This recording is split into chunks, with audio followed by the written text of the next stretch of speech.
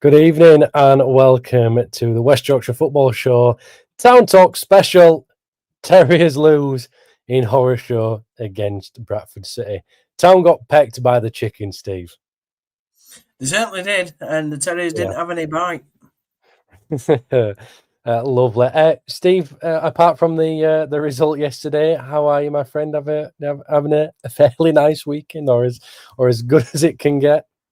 Yeah, well, to be honest, like after the game, I went out with a mate in the where I live and got absolutely plastered. So for to be honest, like I couldn't remember the game by 9 p.m. So I was happy with that. And today, yeah, been lovely. I had a lovely Sunday roast carvery with my other half. So it's been a decent Sunday after the crap Saturday. Well, that is good news, my friend. Thank you for everybody tuning in. Of course, like, share, subscribe, all that. You know what to do. Steve, we've got comments in already. I'm going to go through all these from Darren, John, Kevin, Terry, 930 Dirty. They'll be up on screen very shortly. But yeah, bit of a horror show. Is that fair to say? Just so you know, I don't come up with the titles. I'm just saying that. But Steve, Bradford City 3, Huddersfield Town 1. Not exactly the greatest of afternoons for Huddersfield Town in the West Yorkshire derby. We'll dissect it. We'll go through the first half, and we'll go through the second half as well. But first of all, overall, the result not exactly ideal. Not ideal. One little bit. It's a trend now with away fixtures, as we discussed last week. Obviously, I made clear last weekend what I thought about going into this game. You know what it means for town supporters. What I thought Bradford would do, and they did exactly what I thought they'd do. Maybe not start quick, but I knew that they'd try and run all over us, and that's what happened. And just overall, a very disappointing game. I actually missed our goal, Kaine, because I wanted to get out of the city, to be honest. It's the first time I've ever left a game early in terms of an away fixture. I was that pretty cross and angry coming out the stadium, and I just wanted to get back home and enjoy the rest of my Saturday afternoon, to be honest. And that's how I felt. I felt angry, disappointed, and let down by the end of the fixture. And on Twitter, a bit later in the afternoon, I did put embarrassing, and it was. I think 2,800 town fans there sang in great voice for the majority of what was a disappointing first half and second half, and I just think it was just the whole day was just a big letdown and a bit worrying. Well, I'll be honest with you, Steve. I'm disappointed you left early. That's just You don't not. normally leave early, but to be honest, No, I'm not having it, Steve. I'm not having this argument with you. I'm just disappointed with you. I can't believe you've done that to me. That's poor. That's terrible. Right. Okay. Let's go through some of these comments. I'm gonna go through them all, and then we're going to talk about the first half. Okay. So this was before we'd even come online. This was 25 minutes before we'd gone live today. Darren Slater, it was offside. Okay, I would probably have to agree with that with me, Darren. John Pearson, what time is the open top bus parade for winning the biggest game for 19 years? Kevin, it's coming along shortly, a bit like the Huddersfield defence. Terry 930, evening lads. Well, that was abysmal. Not joining you tonight. I'm still sulking, said 38. Terry 930 again. Ronnie's garbage, and Lowe and Wallace have the turning circle of a tanker. Ian Nichols, we surrendered big time. Mark Harrison, a bit of a theme emerging with our away form. We look a bit lax at times and not doing the basics defensively.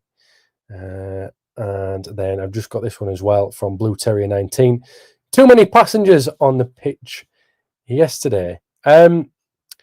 Okay, let's go through the first half. Town probably started that game the best they had done all season, Steve.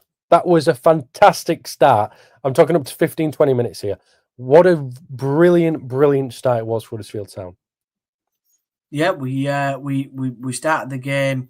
I predicted Bradford would come out absolutely roaring and have us on the back foot, but that didn't really happen. They sort of sat in for 15 minutes. Now, whether that was a game plan, I'm not too sure, but the pressure we applied, we had 8 corners in the first 20 minutes. And it was quite funny, actually, because I was in the stand before the game speaking to another fellow Town fan, and he said he put a bet on to have 8 corners in the entire match. And I laughed and I said, oh, you should have put 8 corners for Town on because it might have got your odds up a bit. And we had 8 corners in the first 20 minutes, so I couldn't believe it.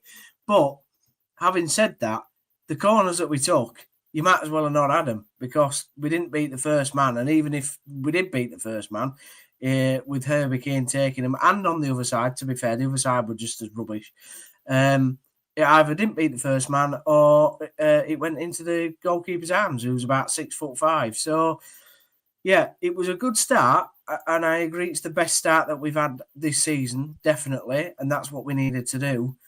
But after that first goal went in, the confidence just drained out of our players, just physically, and it just looked like we'd no idea. And I just, what I'm surprised at, as we'll come on to talk about in the rest of the game, is unlike when we've had setbacks earlier this season, well, 2 things. When we've had setbacks, I've seen a mentality change, which we hadn't seen in the last few seasons. The mentality's been better this season, but it certainly wasn't on Saturday. And the second thing is, this season, I wouldn't say I've ever seen an opposition dominate us, but Bradford certainly did. And they just grew in confidence, and we just collapsed. And I was surprised at that. Let's just focus a little bit more on that first 15, because yes, it was a disappointing result yesterday, but let's find the positives, because I think if the majority of the time you play like that for that first 15 minutes, you like that all game, which I think gradually over the season we're going to get more of that.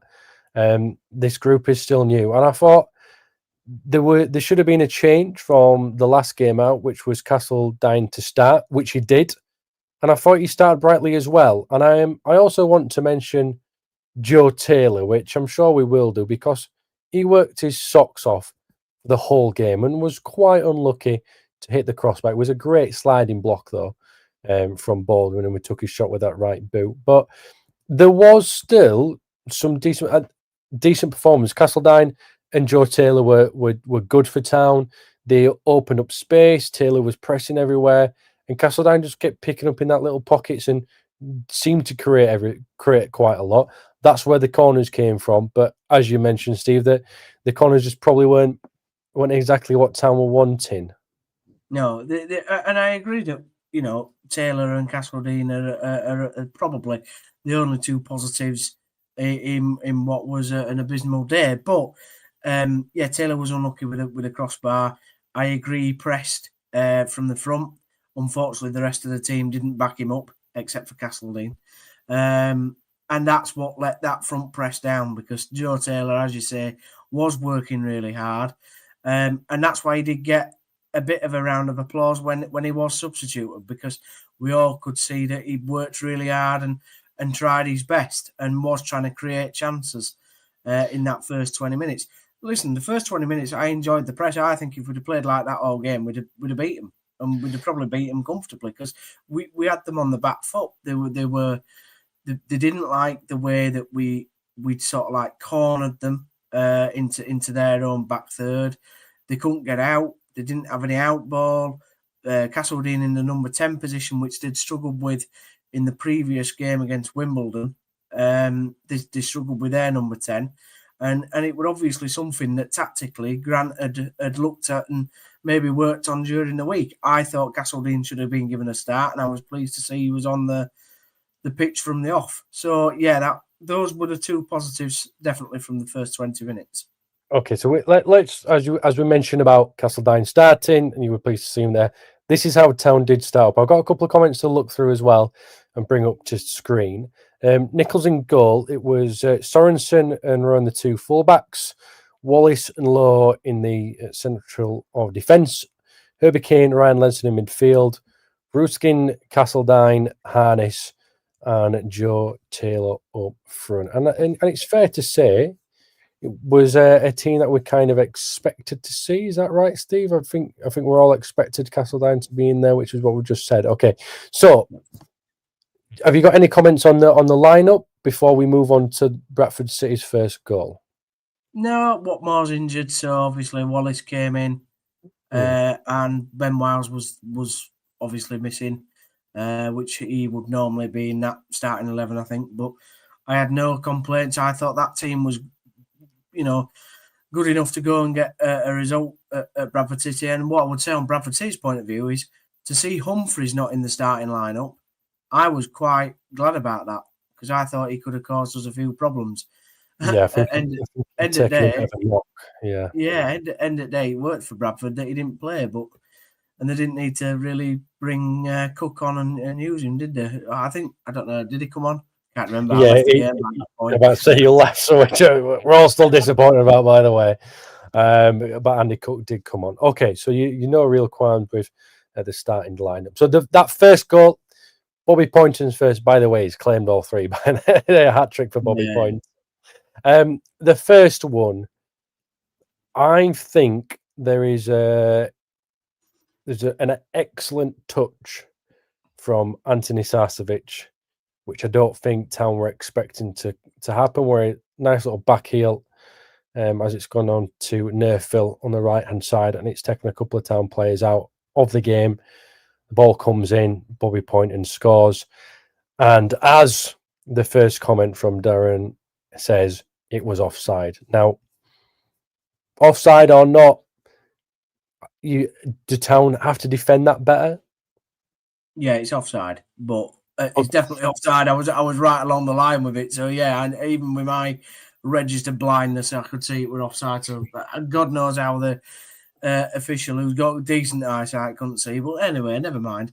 Yeah, Town should have defended it better. The touch from Sarcevic has got past Rowan, who got beat all ends up all day by Norfolk, who I thought was Bradford's best player, probably bar Poynton.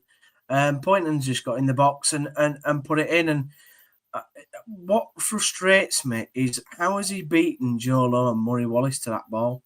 I still, watching the replay, I don't understand how he's beaten our centre-backs to that ball. And it's a good finish from him. Like the first goal is annoying because it should have been offside, but it's also annoying from a lapse of defensive concentration. I suppose I think that one of the positive things that Lee Grant will be saying, at least it's not a deflection off a backside this week.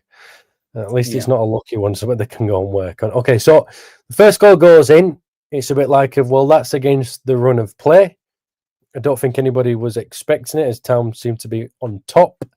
Then there was a couple of injuries, bits of breaking play, and it kind of played into Bradford's hands. They soaked up the pressure really, really well for that first 15-20, got their goal, and that seemed to relax them a little bit, and it got the fans going again. I think the atmosphere before the game was excellent from both sides.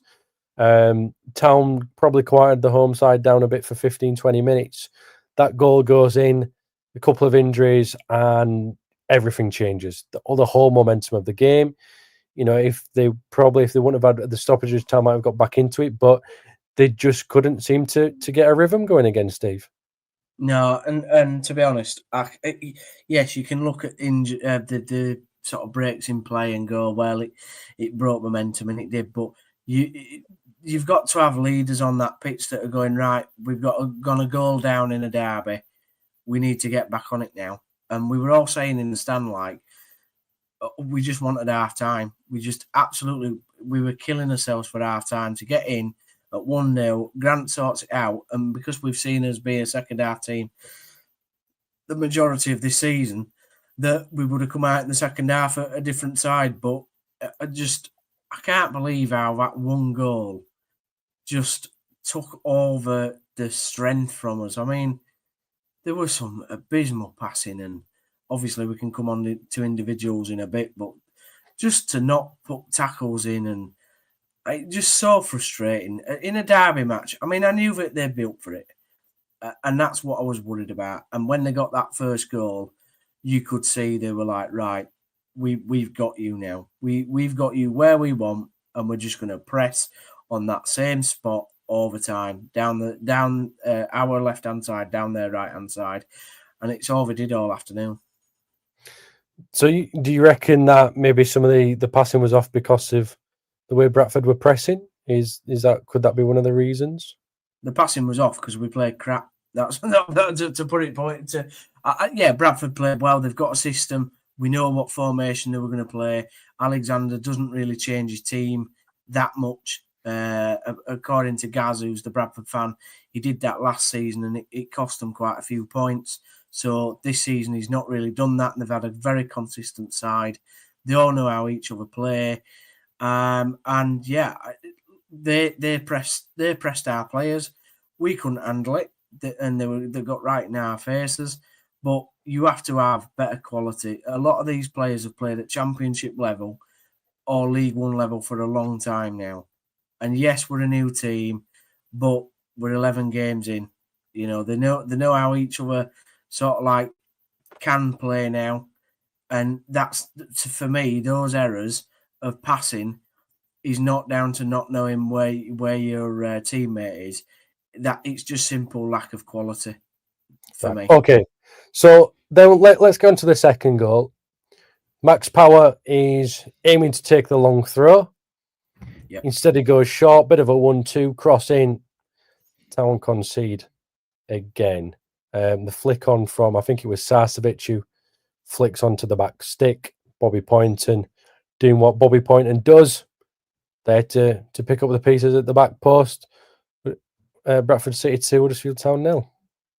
Yeah, the second goal is the most disappointing for me because we didn't switch on straight from the throwing. We didn't go, right, we know that this guy can throw it long, but what happens if he doesn't?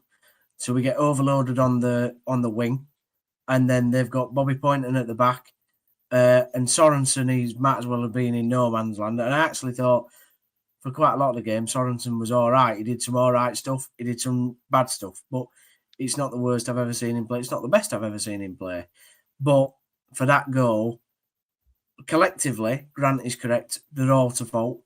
But there are certain individuals that could have done better. We could have beaten Sarcevic to the header, who's not the tallest footballer in the world. So, again, where are the centre-backs? Secondly, why is nobody's going, do you know what? There might be Bobby Poynton hanging around on the back stick, and Sorensen just don't pick him up. And by the time Lee Nichols reacts, it's already in the back of the net. It was so disappointing, that second goal. Yeah, and then things are about to get straight back underway. Town are 2-0 down. And as quickly as we got back underway, a third one goes in.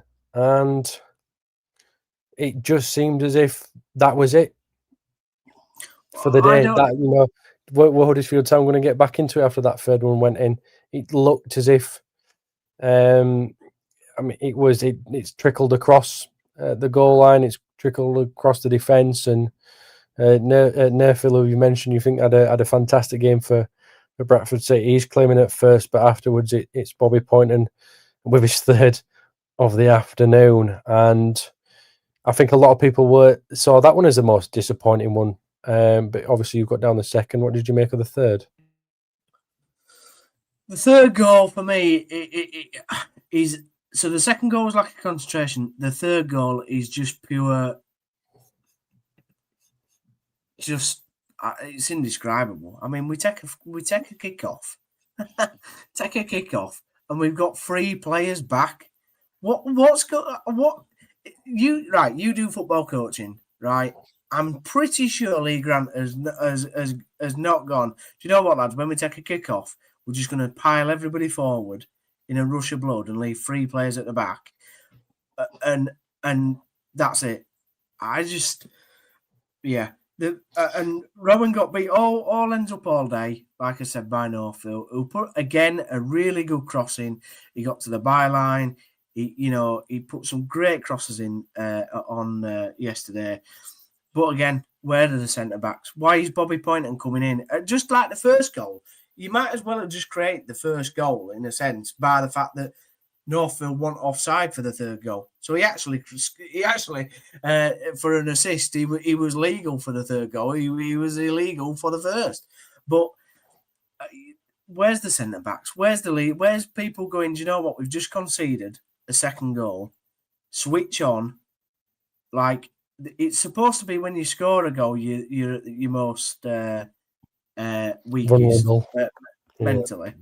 Not when you've conceded. And by that stage, the game had gone, Kaine. Like, it didn't matter what they did in the second half, because I think they were just mentally finished. You could see it at our time. Sorry. Yeah, it's all right, mate. Let's go through some of these other comments that I've been wanting to get up, and then we'll talk about what we would have expected to see coming into the second half. Ian Nichols says, "Our teams with the letter B a jinx." Maybe so. Terrier 930. Grant needs to stop mucking about with the team. Pick our best 11, and we have to have the best striker in the league. Sat on the bench is a criminal and should be a sacking offence in itself. Fiona Clark's also said we've waited a year to get Alfie May, and he's not starting games. Crazy. To be honest, lads, so many new players still need time together. Need to learn to pass in front, not behind teammates. Stop leaving a far side of goal open when defending, and putting better quality corners.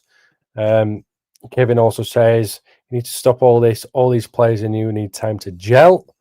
Humphreys was out with tonsillitis. He's been struggling with that actually over the last few weeks, so I think he's going to be missing out another few games as he gets them surgically removed. Kevin says after the first 20 minutes, Graham Alexander, I'm thinking of darts in my head for some reason, I don't know why, tweaked the formation and couldn't cope. Grant didn't react. Humphreys, yeah, there you go, Swan and pecking order anyway. We have not had a consistent side. Graham Alexander plays a rotation game, so I'm guessing Kevin is a Bradford fan, maybe. And Gareth Walker says, Downsy, mate, you've got mixed up. Yeah, you've got mixed up. We've changed the team loads this season.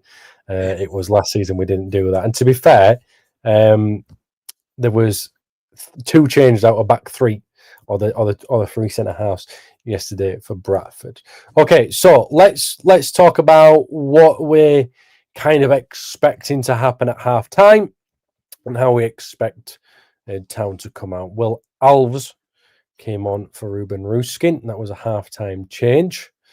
And we were hoping that he would inject a bit of pace into the game, which I think he would have done. I think he just struggled to get the ball for that first 20 minutes of the second half, Steve. For me, again, Alves and Castledine, apart from Taylor, were the only people that were trying to create something. And for me, when you've got, taking Taylor out of it, when you've got 2 lads that are on loan that are both teenagers, or in their early 20s, I think. And they're your best players in a derby match. Just speaks volumes to how we weren't going to win that game or even get back into it by that point. Ruskin was awful. Absolutely terrible. Like, the lad needs to bulk up. Just honestly, somebody in the medical team needs to say to him, look, what we need you to do is just eat steak and chips for the next 3 weeks. Bill Shankly diet. Build him up like he did with Ian St. John and just become a monster with muscles. Because at this point, he can't hack the physicality in a game like that against Bradford. It's all right when you've got the speed and you can pass your opponent like a feather, but if you can't handle the physicality, you're no good in a game like that. For me, Marcus Harness should have come off. I don't think I've seen it. No, that's not fair. What I'm about to say. I was going to say that's the worst performance I've seen in a few years. by a Town individual, but actually, in the relegation season, we saw far worse. So no, I won't put that on him. But it was pretty terrible. Let's be honest. He didn't do a pass right. He didn't chase after the ball. If he lost the ball, he couldn't get it back. Just a terrible performance, and I think he's not produced so far what I'd hoped a quality player like him should be doing. He's played in the Championship, he's played in the Premier League. I expected much, much better from Marcus Harness coming to this Huddersfield Town team. Supposed to be in the leadership group, take accountability, and every fan on that day yesterday was not pleased, but we wanted Marcus off the pitch because he was just giving the team nothing, absolutely nothing. So I would have put Alves on like we did, and I'd have put Alfie May on and put him in the position where Harness is. But can I just make another point tactically? Right, in that first half, and at half time, why did we not say, do you know what, lads? Why have we got our three behind Joe Taylor so narrow? So when the fullbacks, whether it's Rowan on the left or Sorensen on the right, they've got nobody to aim for down the line, and they've always got to come inside. As a kid, you're told to make the pitch as wide as possible when you're attacking, and Town somehow made it narrower over time. And I couldn't believe what I was watching. Surely Grant at half time's got to tactically look at that and think, why are we getting it so wrong? We're getting a very passionate Stephen Downs tonight, aren't we? And I'm loving it, Steve. I'm loving it. I really am. The game's annoying me from a tactical and passion point of view, mate. Okay, right. So how did you want Huddersfield Town to come out in the second half then? What did you want them to do? I wanted them to press Bradford back because I thought it could be done. I wanted them to come out and go, right, we know we've lost the game, but such as we did against, even at Barnsley with 10 men, we gave it a go, but we just didn't. And that's the thing that shocked me. In the two defeats that we've had this season, we've given it a go at trying to come back. And yet, in this game, in a local derby, we just didn't. And that's what annoyed me most. I would have, like I said, I'd have put Alfie May on, which we did eventually do. Alves was the right choice to come on at half-time. And I'd have said, look, you lads stick out wide. Castledean's doing a decent enough job in the number 10 role, linking stuff up. He's got plenty of energy, showing that even if we're not getting the ball to him as much as what I'd like. I'd say to Herbie, Kaine and Ledson, why are you losing the midfield battle? You two enforcers in midfield, and Bradford are just overrunning you. What's going on there, lads? So I'd be asking questions to them. And then I'd be saying to Rowan and Sorensen, let's just be calm on the ball and just pass it properly. Just make your passes and give it to a man in an Eckhart shirt. I can't say blue and white because we didn't play in blue and white, but an Eckhart shirt. Yeah, or a cream shirt. Whichever, however you want to call it. Okay. Ian says, Ruskin got a roasting from Nerfville. Mark says, second half, Bradford dominated, and we seem to have no answer until the last 10 when they tried a bit, and Alf showed something. And also, Terry 930 said, Kaine did as usual, went down injured and downed at tools once it had all gone wrong. Bradford certainly enjoyed that second half. I think they would have expected Huddersfield to come at them a little bit more, but they just started to control it, as Mark says. And it took Town until the last 10 minutes to get something on. A few more changes. May comes on. Radolovic, who, by the way, I know he's not everyone's fan, but I thought he linked up play and held that ball up top a little bit more when he came on, more than it had stuck for maybe 60 minutes of the game. After that first 15, Taylor doing well, but he was struggling to get the ball after that. And I thought Radolovic actually brought a bit of good playing. Yeah, I'm not as convinced. But well, to be fair, Steve, you left, so You won't know, will you? You're disappointed in me leaving. I'm disappointed in the player's performance for the first 70 minutes, mate. So I had a right to leave. I think, Bojan, like, good to see him on the pitch, but yeah, just not. Again, is he the sort of player that you want coming on in a derby physical game where Bradford centre backs are going to be right up for it? I'm not convinced. I mean, he held the ball up well and brought players in, so yeah, he did his job when he came on. Yeah, he did his job. He did his job when he came on. See that I think that's the point that I'm making. Al's decided that. Well, not decided. Al's got involved a lot more. We saw Redmond come on for his debut, getting his goal. We'll come on to that as well. But Al, he certainly tried to take the game by the scruff of the neck, as did Alfie May. Both of them wanted to be on the ball and wanted to drive forward with it. And I think that was a really positive thing to see from subs trying to make an impact, which is what it's been a lot of the case with Huddersfield Town this year, where it has been down to the subs changing games. Yeah, they will have wanted to come on the pitch and make an impact. Unfortunately, they didn't make enough of an impact as what we all wanted. I certainly agree with Grant for his in his interview after, both on the club channel and on BBC Radio Leeds, when it was asked, did we kind of do enough in that second half? And he said no. Did the second half make up for a little bit of the performance? And he went no, and I agree with him. It didn't. It's fantastic that Zeppi got his goal, although I didn't see him come on the pitch. I have been told that he did look all right. He looked up for it when he came on. Looked like I'm shaking my head because of Steve still leaving, not because of Redmond's performance, by the way. But just the impact was there a little bit, but could we have done more still? Absolutely. I think the game had gone on it by half time, so any kind of impact in the second was damage limitation, and I think arguably the town fans will believe that wasn't good enough. Yeah, they'll believe that's not. It wasn't good enough. The whole day wasn't good enough, apart from the first 20 minutes, which we rightly spoke about the positives at the beginning of the game, and I know that we're trying to grasp at positives in the last 10 minutes, but like you've said, the game had gone. Bradford knew that they'd won.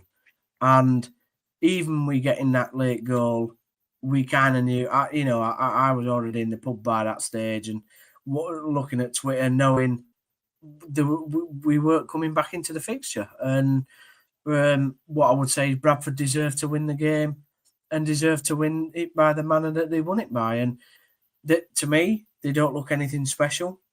They don't look like a side that we weren't capable of beating. But when you turn up like we did, without the passion, without the energy, without the determination and the physicality, you're never going to win a derby match, and you're never going to win a game against the Bradford City side that was certainly up for it and that had the bottle to go and win it. Ian says Bradford bullied us and our players could not cope. Now, what I would say is that Bradford at home are a very, very good side. That can't be forgotten about just because they've come up from League Two. At home, they're a very good side. They've bought very well. They've got some good experience from League One players, and they've been well drilled. Nothing beats momentum than coming up with a last-minute winner to take you up. That momentum is huge for the club, for the fans, and for the players. And when you buy right, it puts you in good positions. And Bradford will still be a decent side for the majority of this season. They will be up and around the playoffs after the way they've started. I can't see them losing that kind of momentum. Just want to say that because it's easy to go and say, well, Town, they've bought this, they've bought that player, they can do this, can do that. Can't take anything away from momentum and a well-drilled side. Bradford City deserved to win that game yesterday, and they got what they deserved. We're going to move on. I'm just going to read this one from Craig Simpson as well. Ruskin and Rune were so lightweight against Nerfil, but Ledson and Kaine have to do more. Lost the midfield battle. Power was so much more physical than them both put together. Yeah, again, another one of those players for Bradford City who's been bought this season, and he's having a fantastic time in the middle of the park for City. Okay, Steve, we've got a game coming up. We can forget about it tomorrow. The weekend's nearly over. It's a brand new week. It's Huddersfield Town, and they're going to be facing Burton Albion at home at 3 o'clock Saturday, the 20th of September. And I'd expect a much better performance, wouldn't you? I certainly should hope so. The players owe the fans a performance. They owe themselves a performance. That show a bit of pride there for the shirt. We can accept as fan bases having stinkers, and we've had them at Blackpool and Barnsley. But at the same time, the fans at the end of the game have also acknowledged that the players did, mentally really try and get back into those fixtures and put something up. That can't be said for Bradford. So the players let themselves down yesterday, and against Burton, who were a team, I think, 22nd in the league. They're in the relegation zone anyway, who were looking very poor at this moment in time. Luton beat them 3-0 a couple of weeks ago. They lost 1-0 yesterday. But as we saw last season, because they turned us over last season, if we don't turn up, they'll bully us. And they've got that lad up top called Burrell, who I actually really like as a centre forward. I think he's somebody that we could do with. Different. How many more centre forwards do you want? I want a centre forward that's a little bit different to what we've got. We've got rid of Freddie Ladapo, thank God. But yeah, they're just, if Burton's plan will be to come, sit back, get us on the break, and try and bully our centre backs, and the town just can't let that happen. Terry 930 says Burton also starts with a B. Nailed on to lose that one. Probably, yeah, he's right. It's not the only game for Town coming up. I'm sure we're going to review it as well. As Ian says, Burrell has gone to QPR, Steve. So you missed on that. That's fine then. That's all right. Also, Craig said that scored against Wrexham yesterday, and Ian says Kaine is the first Town fan I've seen that's given City any credit. Well, to be honest with you, Craig and Ian, just in terms of what the Burrell thing, Steve left the game yesterday with minutes to go, so don't expect anything else from him on his knowledge. He'll read half. He'll read half a text or something like that, and he'll forget the end part of it, the important part. Anyway. Wow. Some of these Town players will be looking to play for a place when they face Manchester City as well, which is coming up. Yeah. And test yourself against the greatest in the world. Yeah, they'll want to play against Haaland and the like, unless Pep plays his under-21 team, who probably are good enough to play in League One anyway, let's be honest. Yeah, it's a fantastic tie that we've got. I'm sick of playing Man City, to be honest. Like, we've played them about 9 times in the last 7 years. So, in terms of Premier League opponents, I kind of wanted somebody else. But, the players who want to play in it, they want to test themselves. I'll be honest, after the Bradford game, I'm less bothered about the Man City game. We need to beat Burton in the league. That's all I'm bothered about. And I'm pretty sure that'll be all that Lee Grant's bothered about as well. I'm sure it will be. Viewers or listeners, however it wants to be, people who are getting the comments in, can you please give me your score predictions for Huddersfield Town versus Burton on the upcoming Saturday? Before we go to them, before I ask Steve for his, something very important that we didn't do last week was pay a tribute to the Prince, Jordan Rhodes, retiring from football. 97 goals for Huddersfield Town. We wish him all the best in his retirement and his new role at Blackburn Rovers as a loan manager. And I do feel bad here because I'm not told Steve how we're going to do this.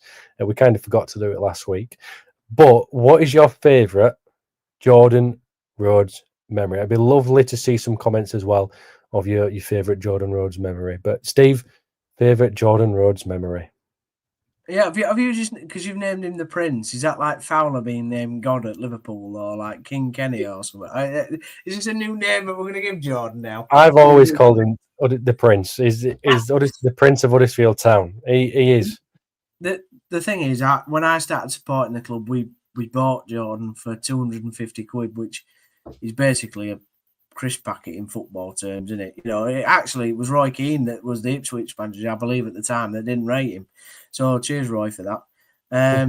I think, listen, my favourite memory, I remember watching the 5 goals he scored against Wickham, and literally every goal was different. I just thought, in what world have we got this striker? Why is this guy not playing at the top end of the Championship, bottom end of the Premier League? Because just unbelievable. And then obviously he had a massive part to play in the 4-4 at Sheffield Wednesday, of course.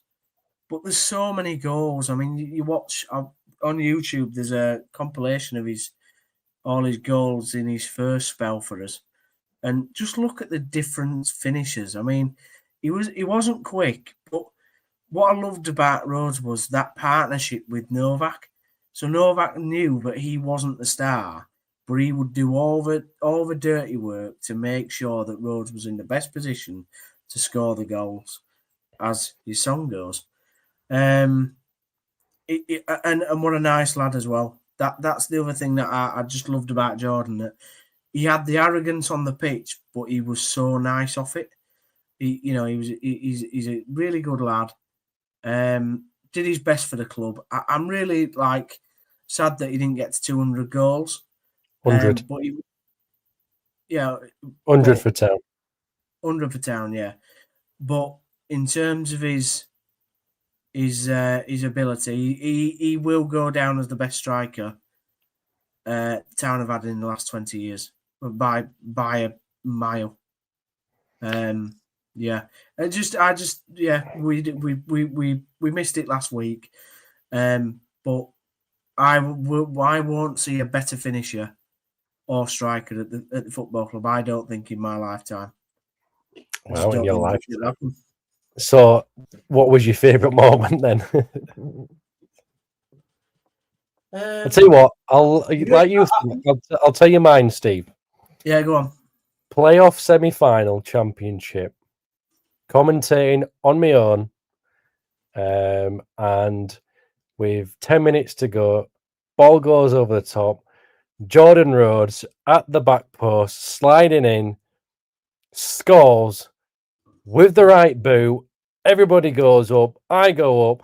I lose my voice and I can't commentate properly for the last 10 minutes, all because Jordan Rhodes has scored and taken Huddersfield Town to Wembley. That was an unbelievable moment. I really, really enjoyed that. So many, but that one, being in the ground, doing what I do, what I love to do, Jordan Rhodes, being a big fan of him, and laughing because a commentator losing their voice, so they can't really speak anymore when that's what your role is to do.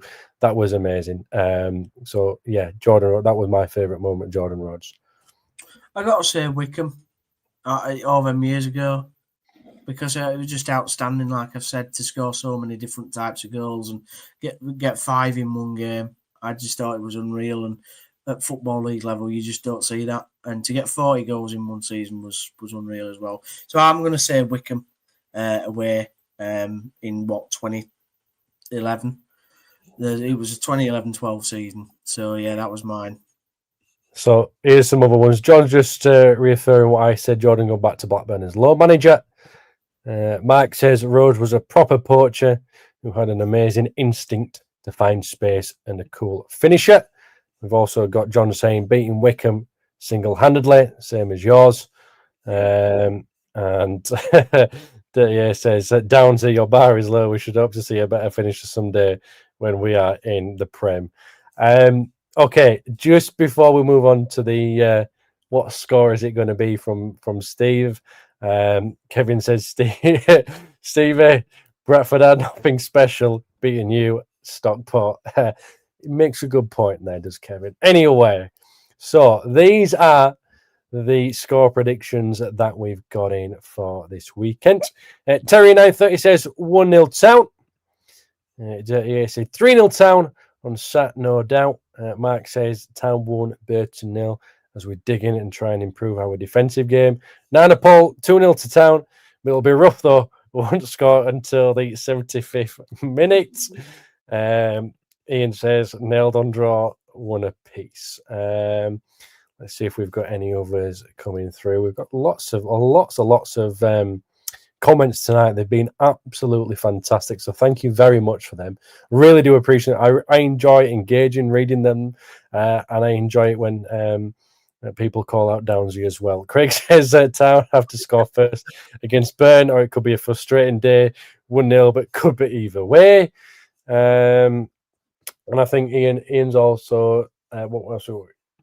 Pathetically says Terry 8930. If we did lose to Burn, could you see Mr. Nagle being trigger happy after the cash he's spent on the wages in the close season? No.